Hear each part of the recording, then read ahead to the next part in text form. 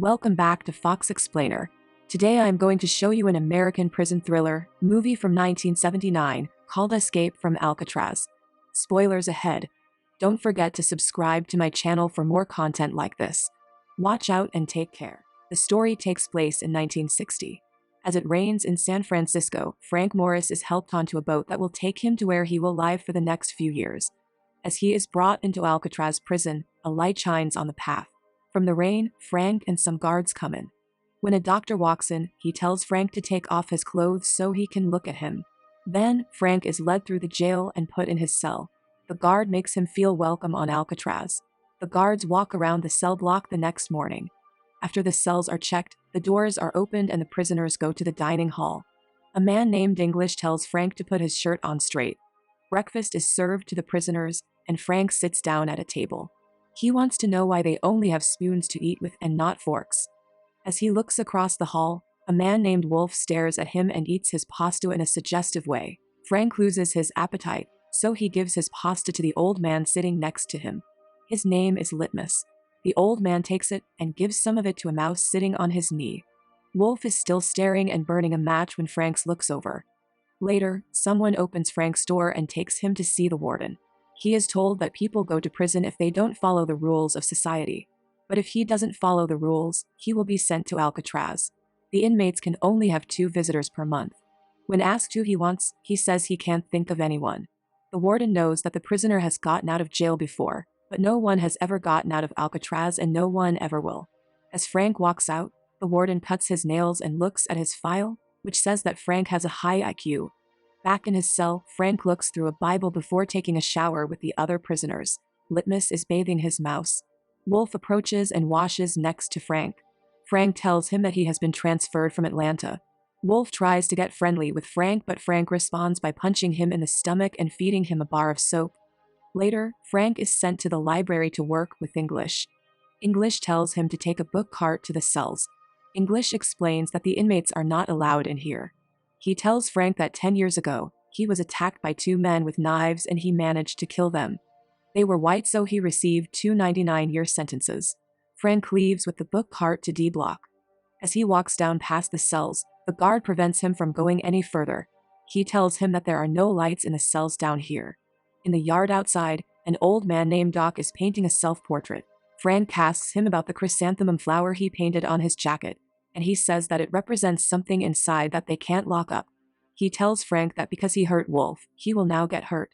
Frank tries to walk up some steps where all of the black men are sitting. They try to stop him, but English tells them to let him go through. English explains that the higher you sit on the steps, the more important you are.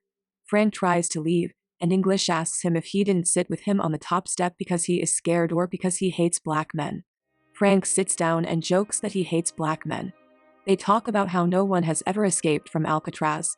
English says that the bars are made of 6 smaller bars. The prison is built on a rock so he can't tunnel out. The rock is over a mile away from the city, and the water is so cold that Frank can't swim back to the mainland. There are 12 head counts every day. Just then, the bell rings and everyone goes back to their cells. Later, Frank is given a job in the carpentry shop. Litmus will also work there. He tells Frank that he steals glue so that he can sniff it to pass the time at night. He says that there is a way out through the ventilation shafts above the cells. Doc warns Frank that Wolf is coming toward him with a knife. Frank turns around and then they fight. A guard tries to help, but he gets grazed with the knife. More guards shoot at Wolf, and he is held down. He is then sent to D Block to sit there for a long time. Frank is then sent there, despite his protests. As they go in, Wolf threatens Frank again, and then he and Frank are both locked in dark cells. When the sun comes up, Frank is hosed down in his cell by a guard, who tells him that the warden doesn't like it when they fight. Time goes by, and Frank is eventually sent back to his own cell. He sees Litmus Mouse carrying an oat that says "Welcome home." A man named Charlie is in the cell next to Frank's. He says his name, and they go outside for some yard time. They run into Litmus, who makes fun of Charlie by saying that he is Al Capone. Doc says he is almost done painting a picture of the warden. As the warden walks through the cells, he drops his nail clippers in Doc's. He goes in to get them and looks at his paintings while he is there. He sees the picture of himself and doesn't find it funny. He tells the deputy warden that he can no longer paint. The guard takes away his tools, and Doc is upset because he can only paint. As the men are being taken to the workshop, a guard is practicing with a gun. Doc is upset, so Frank asks the guard to keep an eye on him. It doesn't matter to the guard. Back in his cell, Frank sees a cockroach get out through a hole in the floor, so he bends down to look at it. English shows up with the book cart and tells him that Doc cut off his fingers because the warden took away his painting privileges. At dinner, Frank makes it sound like the warden is to blame for Doc's accident. He sits with John and Clarence, two new people. At night, Frank gets out some nail clippers and starts to chip away at the concrete around the grill. When he hears a guard coming, he stops and puts them in the Bible. Frank and Charlie sat on the lower steps on Charlie's birthday. He tells Frank that he is in Alcatraz because he stole a car. He and English are asked to come inside because they have guests. His daughter is coming to see English, and his wife is coming to see Charlie.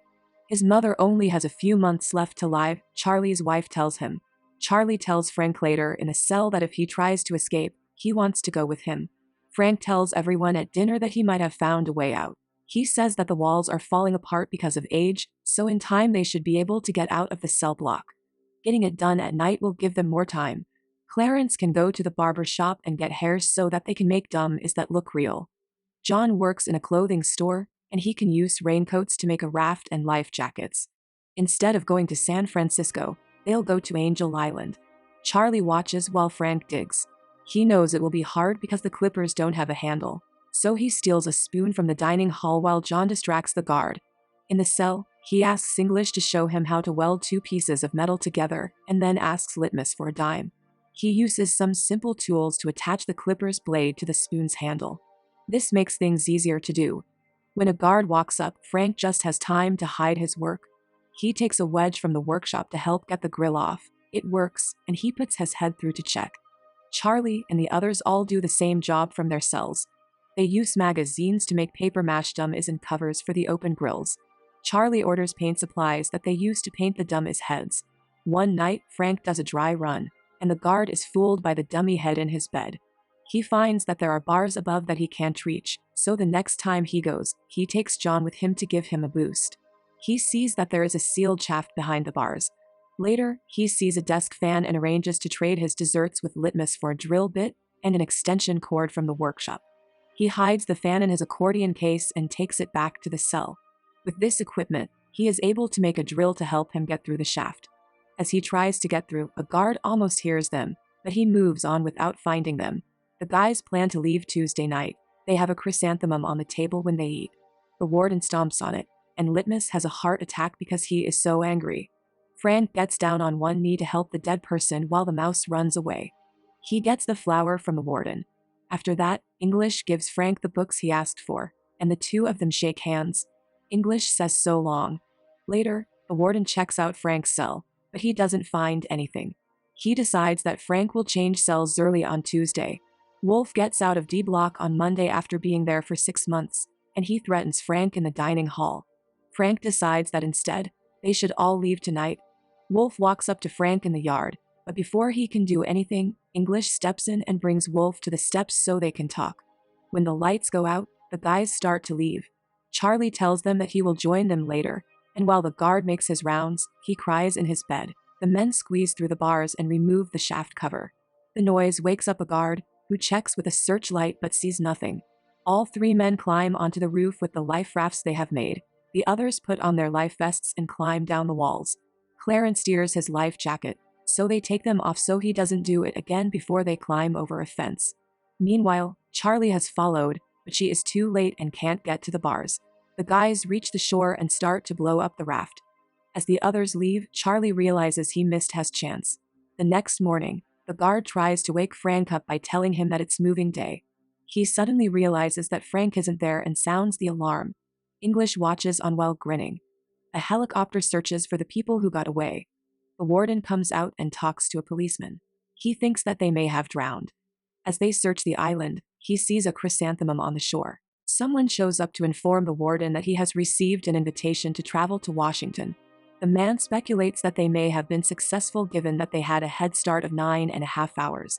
According to the warden, they passed away as a result of drowning. The flower is cast into the water of the ocean. The prisoners were never located, and a year after that, the prison at Alcatraz was closed. That's all for now. I hope you enjoyed the video. Subscribe for more and hit the like button to help me out, and also leave a comment if you want me to explain your favorite film.